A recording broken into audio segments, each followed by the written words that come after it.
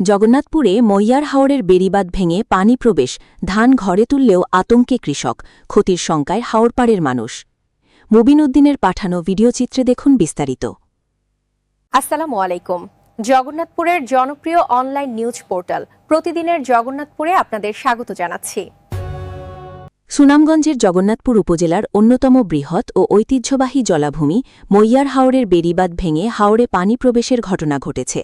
রবিবার ১৭ মে ভোর প্রায় ৫টার দিকে উপজেলার ইসমাইল চত্বরের পূর্ব পাশে বড্ডর নামক স্থানে হঠাৎ করে বাঁধের একটি অংশ ভেঙে যায়। এরপর দ্রুতগতিতে হাওরে পানি প্রবেশ করতে দেখা যায়।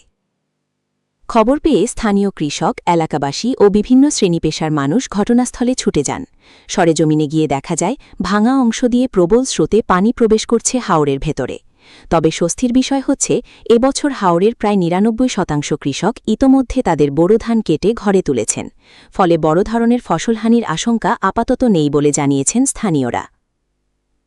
তবুও কিছু কৃষকের বস্তাবন্দি ধান এখনও হাওরের ভেতরে থাকায় তারা বিপাকে পড়েছেন। হঠাৎ পানি প্রবেশ করায় অনেকেই ধান নিরাপদ স্থানে সরিয়ে নিতে ব্যস্ত সময় পার করছেন। আমরা এখানে এসে যে পরিস্থিতি দেখতে পাচ্ছিলাম, এই মইয়ার হাওর এই বেড়িবাঁধটি ভেঙে পানি প্রবেশ করার কোনো কথাই ছিল না, কিন্তু এই বেড়িবাঁধটাকে কোনো দুর্বৃত্তরা ভেঙে দিলেন নাকি পানির প্রবল চাপে এই বেড়িবাঁধটি ভেঙেছে, এই বিষয়টি প্রশাসনের তদন্ত করা দরকার।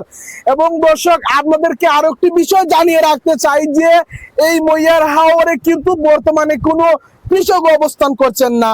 এবং আমরা যেটি জানতে পেরেছি যে মইয়ার হাওরের ৯৯% কৃষকরা ধান গড়ে তুলতে পেরেছেন।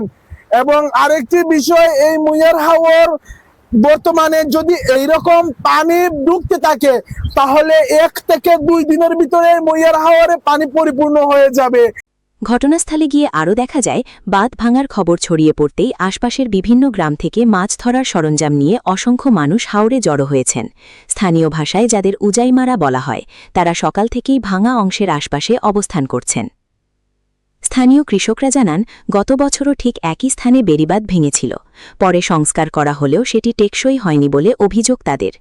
এলাকাবাসীর দাবি, ঝুঁকিপূর্ণ হিসেবে চিহ্নিত থাকার পরও ওই অংশে কার্যকর ব্যবস্থা না নেওয়ায় এবারও একই জায়গায় ভাঙন দেখা দিয়েছে।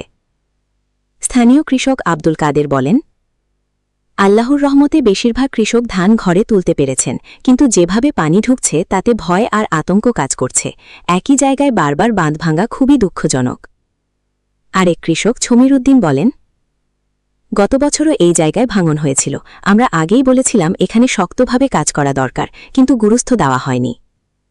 স্থানীয়দের মতে মইয়ার হাওর শুধু কৃষির নয়, পুরো এলাকার অর্থনীতির একটি গুরুত্বপূর্ণ অংশ। প্রতি বছর এই হাওরের ফসল ঘিরেই হাজারো কৃষকের জীবিকা নির্ভর করে। তাই একই স্থানে বারবার বাঁধ ভাঙার ঘটনায় ক্ষোভ ও প্রশ্ন দেখা দিয়েছে জনমনে। এলাকাবাসী দ্রুত ভাঙা অংশ মেরামত ও স্থায়ী প্রতিরক্ষা ব্যবস্থা গ্রহণের দাবি জানিয়েছেন, যাতে ভবিষ্যতে একই ধরনের পরিস্থিতির পুনরাবৃত্তি না ঘটে।